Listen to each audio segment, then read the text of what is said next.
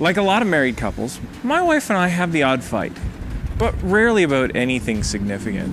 It's more like, were there stormtroopers in the Ewoks cartoon, or does it really matter if it's 305 or 307? It's not like these things really matter in the moment. We want to be the rightest person in the room. Sometimes modern evangelicalism can feel like that too. In recent years, it seems like we spent untold hours articulating and analyzing every nuance of a whole range of secondary issues, from church model to style of education.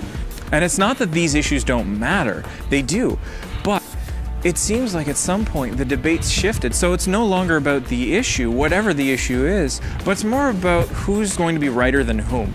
Is it any wonder then that when a far more serious issue arises, that so many evangelicals just want to throw their hands up in the air and just say, can't we all just get along?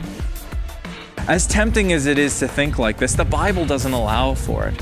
In Jude's letter, he writes, "Beloved, I found it necessary to write appealing to you to contend for the faith once for all delivered to the saints." And this word, contend, is a really important one, but I wonder if we understand just how important it is. I mean, what does it mean to contend? Now, when some of us hear this word, sometimes we think it means that we're going to break out our apologetics books and we're going to go to war over a particular issue. We're going to debate about the age of the earth or the problem of evil or what have you. But that's not what Jude is talking about when he tells us to contend.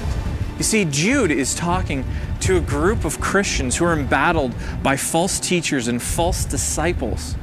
Men and women who he calls people who pervert the grace of God into sensuality and cause divisions among God's people. He calls them worldly people who are devoid of the Spirit. And he wants these Christians that he's writing to counter this lie that's being perpetuated in the church. He wants them to stand up to their opponents and defend the faith. But how?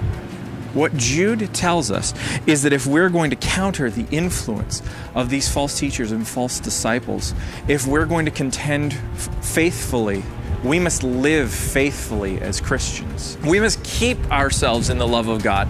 We must guard our hearts and minds from error by being proactive about growing in our faith, learning what really matters most, and by living in light of it in community.